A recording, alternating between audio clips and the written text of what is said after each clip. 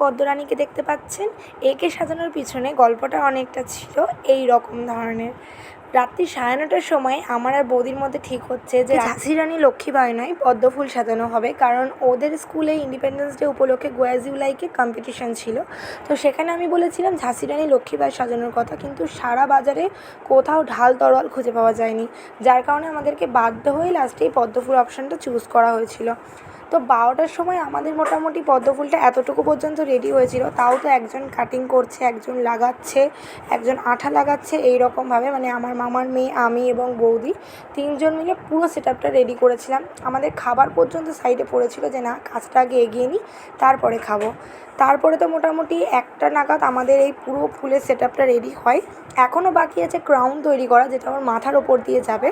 তো সেটা রেডি করতে করতে আমি বৌদিকে একটা কথাই বলছিলাম যে তুই আমাকে ট্রিট কী দিবি বল, আমরা এত কাজ করছি। তো ও বললো হ্যাঁ, যেটা খাবি সেটাই ট্রিট হিসেবে দেওয়া হবে। আলটিমেটলি প্রায় 1:45 নাগাদ আমি এই ক্রাউনটা তৈরি করে উঠতে পেরেছি। পাশে বৌদি অলরেডি ভাত টাত মেখে খাচ্ছিল, মানে 1:54 বাজে যে টাইমটায় আমি ক্রাউনটা তৈরি করে উঠলাম।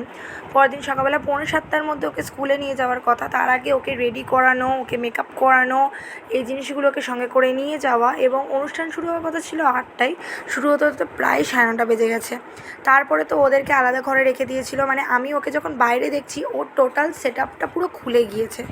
যাই হোক, পরবর্তীকালে ওকে যখন দেখলাম খুব হাসি খুশি লাগলো, এটাই অনেক বড় শান্তি যে ও লোটাস আমার আর অনেক খুশি ছিল। নেওয়া হয়নি, তো আমি সেখানে কিছু একটা ছবি অ্যাড করে দিচ্ছি, কিছু কিছু ছবি।